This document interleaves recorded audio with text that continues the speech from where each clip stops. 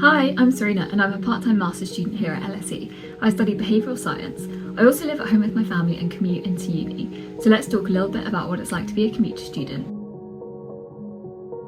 So there were three key reasons why I decided to commute and live at home. The first was because of where my family home actually is. So we live in Buckinghamshire, which is just outside of London. My closest tube station is Amersham, which is actually at the end of the Metropolitan line in Zone 9. Yes, the tube extends to Zone 9, which I'm super grateful for because it means I pay TfL rail prices rather than National Rail, which is much more expensive. The second reason is because as I've worked before, I actually used to commute 5 days a week before COVID. So I'm quite used to going in, quite used to commuting and the trains I need to get and all of that kind of stuff. And the third reason was that really I just wanted to save some money. Living in London is super expensive, so if I can save some of that money and commute in, although it does still cost to commute in, it's much cheaper than paying rent in London.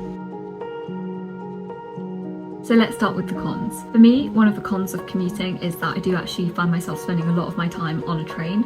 It's not necessarily a bad thing, but I've learnt to make the most of that time and use it in productive ways, whether it's catching up on readings for uni or listening to a podcast, or if my brain's really fried, I'll just reply to my messages on WhatsApp or something.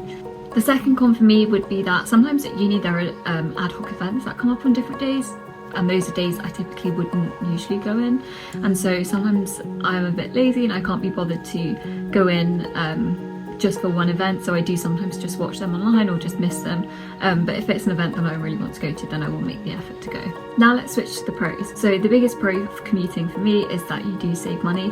Commuting is still expensive, particularly if you are having to pay National Rail prices, and also you may be travelling in during peak times, so that can also add up, but it is overall much cheaper than renting in London. The second pro for me would be that commuting has actually made me maximise my time on campus, so when I do go in, I try to spend the whole day there for as much as possible, making the most of all the opportunities and studying at LSE and in the different buildings, just to make sure I maximise my time so it's worth my commute to and from.